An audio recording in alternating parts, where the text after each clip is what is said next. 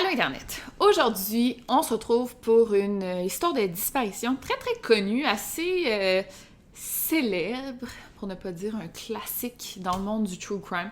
J'ai ça dire ça, là, on parle quand même d'une personne, une vie humaine, une personne qui a disparu, une tragédie même, mais c'était comme une question de temps avant que j'en parle sur ma chaîne. Donc voilà, aujourd'hui j'en parle. Écoutez, sans plus attendre, lançons-nous dans l'affaire. Mais attendez, on peut pas commencer sans parler de notre sponsor du jour, qui est nul autre que le très célèbre, très adoré NordVPN. Ça fait maintenant plus d'1 an que j'utilise NordVPN et je suis très satisfaite du logiciel et du service. Je l'utilise à tous les jours et c'est très fiable, c'est rapide et c'est facile à utiliser. Moi, quand c'est trop compliqué, quand l'interface est pas belle, est pas pratique, on me perd. Et c'est pas le cas avec NordVPN, c'est super facile, c'est super pratique et c'est ce que j'aime. NordVPN offre plus de 5300 serveurs dans 59 pays. Ça permet donc une vitesse hors du commun et ça a été prouvé, NordVPN est le plus rapide sur le marché. Mais ce qui est très cool avec NordVPN, et c'est surtout pour ça que je m'en sers, c'est pour écouter des émissions de d'autres pays, soit Netflix américain, japonais, tu peux te connecter sur le Netflix de n'importe quel pays sans problème, très facilement. Et bon, ça te limite un petit peu moins dans tes choix de Netflix and chill. Il y a beaucoup de choix et c'est 100% sécuritaire. Donc pour cette vidéo, je vous offre un gros rabais. Donc pour cette offre, si vous prenez le plan de 2 ans, vous obtiendrez un 73% de rabais plus 4 mois supplémentaires gratuits, ce qui est une excellente offre et ça vous revient à seulement 2,54 €, soit 3,18 $. Profitez-en le temps que ça passe. Vous avez juste à cliquer sur le lien dans la barre d'infos. C'est pas plus compliqué que ça. Et là, pour de vrai, lançons-nous dans la vidéo. This is not a test.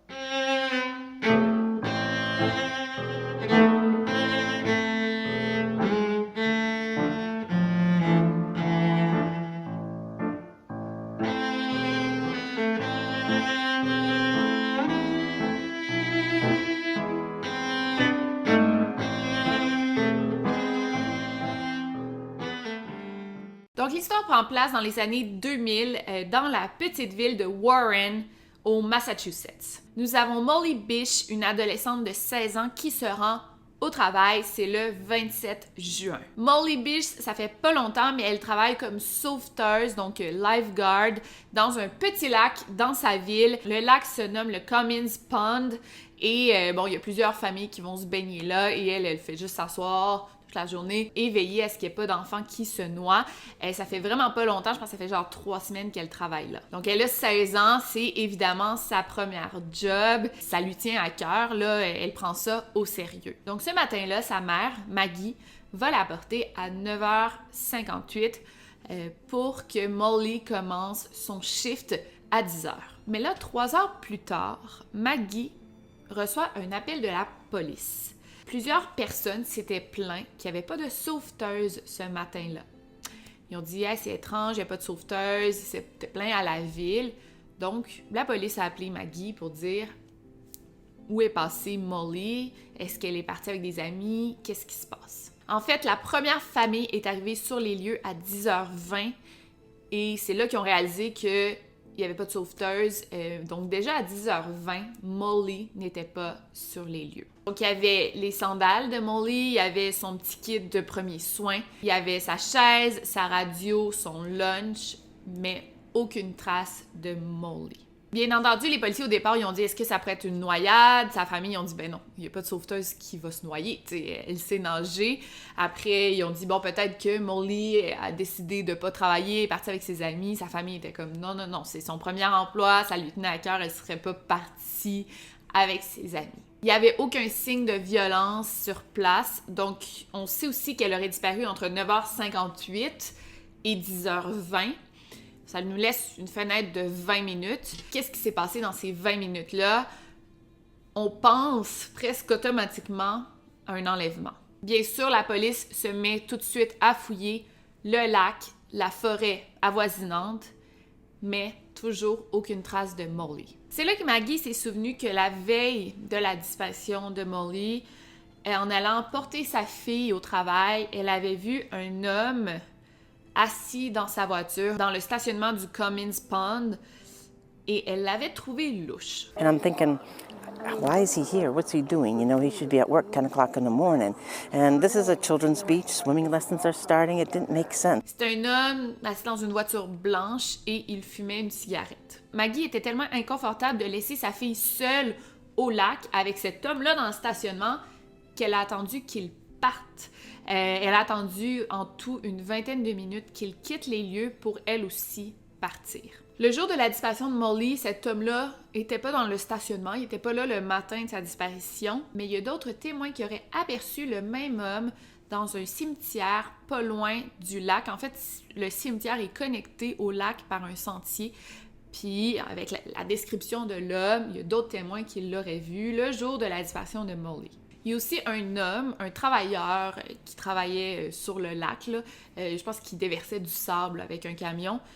Lui aussi se rappelle d'avoir vu cet homme-là le jour de la disparition de Molly et apparemment que cet homme aurait quitté quelques minutes avant que Molly et Maggie arrivent sur les lieux. Donc la police était pas mal intéressée par ce fameux inconnu décrit par Maggie. Ça pourrait en effet être un suspect très intéressant. Un sketch a été fait de cet homme en question et il a été distribué partout là, dans l'État du Massachusetts. Mais malheureusement, on n'a pas pu l'identifier. On a même fouillé plus de 125 voitures blanches. T'sais, on n'avait même pas le modèle exact de la voiture, mais on a fouillé plus de 125 voitures blanches, mais rien. L'homme est décrit comme un homme ayant entre 45 et 55 ans. Il y aurait les cheveux bruns, les yeux marrons, il y a une moustache et c'est un fumeur. Et juste ça, c'est quand même fou parce qu'à l'époque, il n'y avait pas de médias sociaux comme aujourd'hui. Et bon, plusieurs disparitions avant aujourd'hui n'avaient pas de médias sociaux. Puis, tu sais, des fois, on se demande toujours comment ils faisaient pour médiatiser des disparitions comme ça. Donc, bien sûr, il y avait des émissions comme 48 Hours, Unsolved Mysteries, America's Most Wanted, tu sais, toutes ces émissions-là, Dateline, toutes les émissions américaines contribuent beaucoup à médiatiser des disparitions comme celle-ci. Mais à part ça, qu'est-ce qu'on peut faire pour médiatiser? Là, ici, il y avait de la chance parce que c'était quand même dans les années 2000, donc il y avait Internet. Et ça m'a quand même intéressée. Ils ont créé un site Internet dédié à la disparition de Molly, ce qui est super.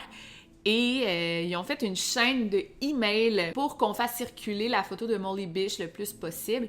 C'est vraiment intelligent, mais grâce à la chaîne de email, il y a plus de 20 000 personnes qui ont été mises au courant de la disparition de Molly Bish. Je trouve ça tellement... c'est vraiment intelligent de la part de la famille Bish là, d'avoir fait ça, parce que je pense que c'est pas tout le monde qui aurait le réflexe de créer une chaîne de email, mais c'est comme l'utilisation des médias sociaux avant les médias sociaux. Et c'est fou parce que quand on y pense, c'est comme si Molly Bish était comme... Là, je veux pas dire prédestinée, là, parce que c'est vraiment pas ça, mais il y a 2 anecdotes avant sa disparition qui font... Ben en fait, moi, ça m'est jamais arrivé. Je suis sûre que ça vous est peut-être jamais arrivé non plus. Mais c'est 2 anecdotes assez étranges qui sont arrivées à Molly Bish. Puis là, quand tu connais son destin tragique, tu te dis, ben ouais, c'est bien drôle que ça soit arrivé à cette fille-là. Puis je veux juste vous les dire, puis ça n'a pas vraiment rapport avec le timeline de l'histoire, mais je veux quand même vous les raconter parce que moi, ça m'a quand même troublée de lire ça. Bon, premièrement, un truc que je trouve assez fou, c'est que la famille de Molly Bish, ils viennent pas de Warren, Massachusetts, mais ils viennent en fait de Detroit, Michigan. Puis quand Molly, elle avait 1 an, dans son voisinage, il y a une jeune femme qui rentrait du travail à pied, elle rentrait à la maison et elle s'est fait kidnapper et assassiner brutalement. Et ça s'est vraiment passé là, dans le quartier voisinage de la famille Bish. Et quand la famille Bish a appris ça, ils ont dit « Nous, on ne veut plus vivre ici. C'est dégueulasse, on va pas élever nos filles ici. » Molly, elle avait juste 1 an. Là. Et ils ont déménagé à Warren, Massachusetts. Mais je trouve ça tellement fou, tu sais, ils ont fui ce drame, ce crime qui est arrivé dans leur voisinage, puis il y a quelque chose de semblable qui leur est arrivé à eux. Donc moi, j'ai lu ça, ça m'a tellement donné le frisson. Mais attendez, il y a de quoi d'encore pire qui est arrivé. OK, écoutez ce qui suit. En août 1993, il y a une petite fille de 10 ans nommée Holly Peranian. Là, je suis pas sûre que je le dis bien, mais je pense que c'est ça, Peranian, qui est disparue de Sturbridge, Massachusetts, qui est une ville voisine de Warren, Massachusetts. Elle a disparu pendant qu'elle visitait ses grands-parents. Et la petite fille, la petite Holly, quand elle a disparu, elle avait le même âge que Molly. Okay? C'était deux petites blondes aux yeux bleus, là, tu sais. Puis il y avait vraiment le même âge. Donc elle a disparu et malheureusement, ses restes ont été trouvés quelques mois plus tard. Mais ce qui est fou ici, là, genre, je pense que... non, vous pouvez pas voir, mais ça me donne le frisson, là. Quand elle a disparu, Molly, la petite Molly de 10 ans, ça l'a beaucoup touchée, sa disparition. Donc, elle a décidé d'écrire une lettre à la famille de Holly pour montrer son support. C'est capoté. C'est capoté, puis on a accès à la lettre. Puis c'est... Là, je vous l'ai traduit, là, c'est pas pareil, mais je vous l'ai traduit, puis... Tu sais, c'est écrit comme une petite fille de 10 ans, là, tu sais. Elle écrit « Je suis vraiment désolée, j'aimerais tellement vous aider. Holly est une fille vraiment belle. Elle est presque aussi grande que moi. J'aimerais la connaître. J'espère qu'ils la retrouveront. » Ça, c'était avant qu'ils la retrouvent, là, morte.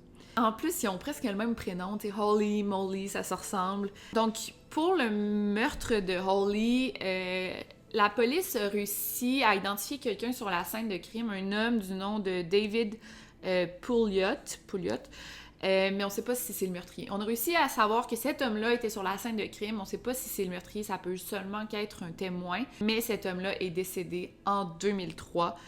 Donc, le meurtre de Holly reste irrésolu. Les deux affaires sont très, très semblables. Donc, le meurtre de Holly et la disparition de Molly. Même que, en ce moment, quand on cherche à savoir c'est qui le responsable de l'affaire de Molly Bish, on pense vraiment là, que ça pourrait être relié à celle de Holly Perrine, là. C'est quoi? Perrinian. On pense vraiment que ça pourrait être relié les deux. Mais il reste à le prouver. Mais à chaque fois qu'on cherche un coupable, on va essayer de voir s'il peut y avoir un lien. En tout cas, bref, c'est quand même une fucking drôle de coïncidence, là. C'est capoté, là. Moi, en tout cas. Bref, ok, fait qu'on va continuer avec Molly Bish. Donc, Molly est disparue depuis 2000. Et là, à l'automne 2002, il y a un chasseur qui est dans la forêt de Whiskey Hill, dans la ville de Palmer, au Massachusetts. Et là, il aperçoit un maillot de bain bleu. Quand il le voit, sûrement qu'il a pensé que c'était pas important. Peut-être qu'il était même pas mis au courant de la disparition de Molly Bish. Je trouve pas ça si grave, parce que peut-être qu'il était même pas au courant qu'il y avait une jeune femme de disparue, là, une jeune fille, une adolescente. Donc, il a vu ça, mais ce n'est qu'en mai 2003 qu'il s'est comme réveillé, qui a averti un enquêteur, Tim McKagan, et qui a dit « Moi, j'ai vu un maillot de bain dans telle forêt. Un maillot de bain bleu. » Et là, Tim McKagan, il avertit la police. Donc, bref, quand on a fait la découverte du maillot, tout de suite, on est allé faire une recherche intensive de la forêt de Whiskey Hill. Et c'est le 9 juin 2003 qu'on a découvert les restes de Molly Bish. Exactement 3 ans après sa disparition, à moins de 8 kilomètres de sa maison. Donc, maintenant qu'on avait retrouvé les restes de Molly Bish, on pouvait commencer une enquête pour meurtre. Nous avons quand même quelques suspects intéressants. Même aujourd'hui, là, genre en juin 2021, là, c'est fou, là, il y a eu des développements dans l'affaire, mais il y a beaucoup de suspects qui sont morts. Fait que, tu sais, c'est un peu frustrant. Mais je vais quand même vous dire les 3 suspects qui nous intéressent ici. Donc, pour commencer, nous avons un certain Rodney Stranger qui a été enquêté en 2009. Cet homme-là, c'est un résident de la Floride qui a été envoyé en prison en 2010 pour avoir poignardé à mort sa conjointe avec qui il a passé 20 ans de sa vie quand même. Là, c'était pas juste sa petite amie, genre, peu importe, là, peu importe avec combien de temps il a passé avec, il a quand même poignardé sa conjointe à mort. Donc, c'est un tueur. En prison, la police l'a questionné à plusieurs reprises sur le meurtre de Molly Bish, mais il a nié toute implication. Donc, cet homme est intéressant. Pourquoi? Parce que à l'époque de la disparition de Molly, il vivait à Southbridge, Massachusetts, une ville qui est à quelques kilomètres de Warren. Il a vécu là pendant plus de 20 ans et là, genre, paf, moins d'1 an après la disparition de Molly, il décide de déménager en Floride. Donc, c'est assez weird. On ne sait pas la raison pourquoi il a décidé de déménager en Floride comme ça du jour au lendemain. Donc, en plus de ça, cet homme avait accès à une voiture blanche comme celle qu'a vue Maggie, la mère de Molly. Et écoutez ça, il avait l'habitude d'aller pêcher à Cummins Pond, le lac où travaillait Molly. Et il chassait dans la forêt de Whiskey Hill. Il allait souvent chasser là, l'endroit où on a retrouvé les restes de Molly. Et tu sais, tout fit parfaitement. Tu sais, quand tu regardes sa photo, ça ressemble énormément au sketch. C'est même troublant, là.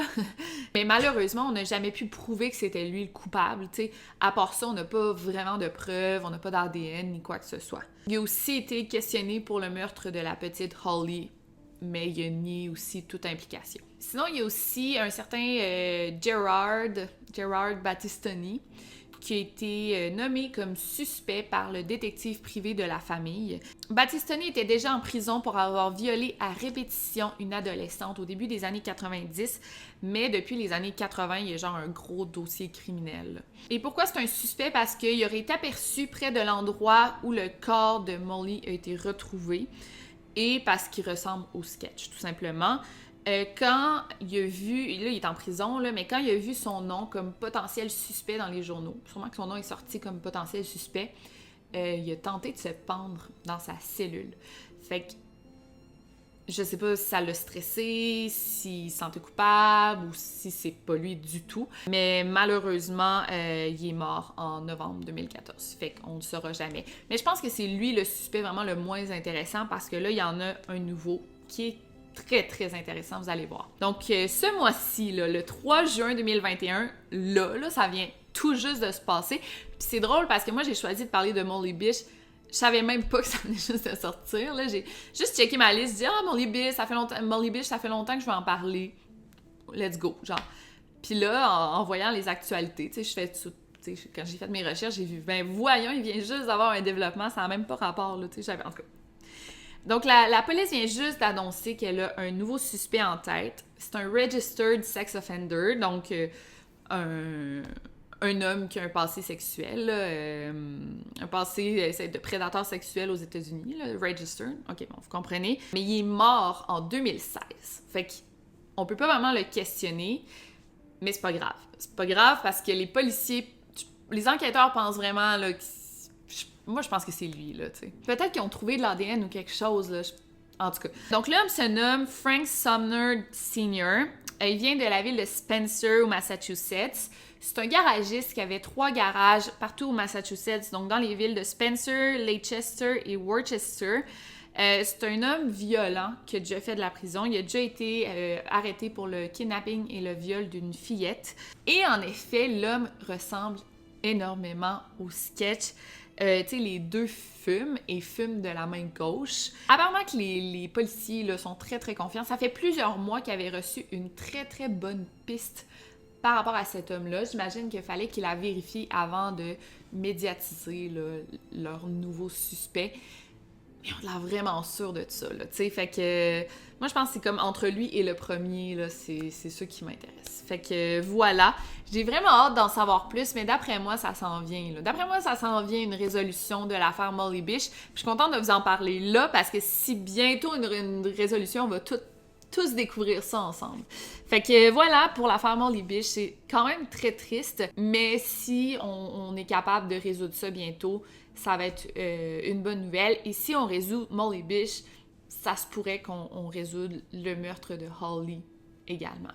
Fait que si vous avez aimé cette vidéo, laissez-moi un gros thumbs up. La semaine prochaine, ça va être une vidéo de type podcast en studio, Victoria en studio.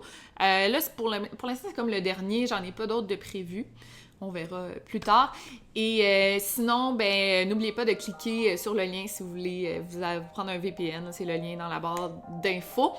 Et ben n'oubliez surtout pas de garder l'œil ouvert. Over and out!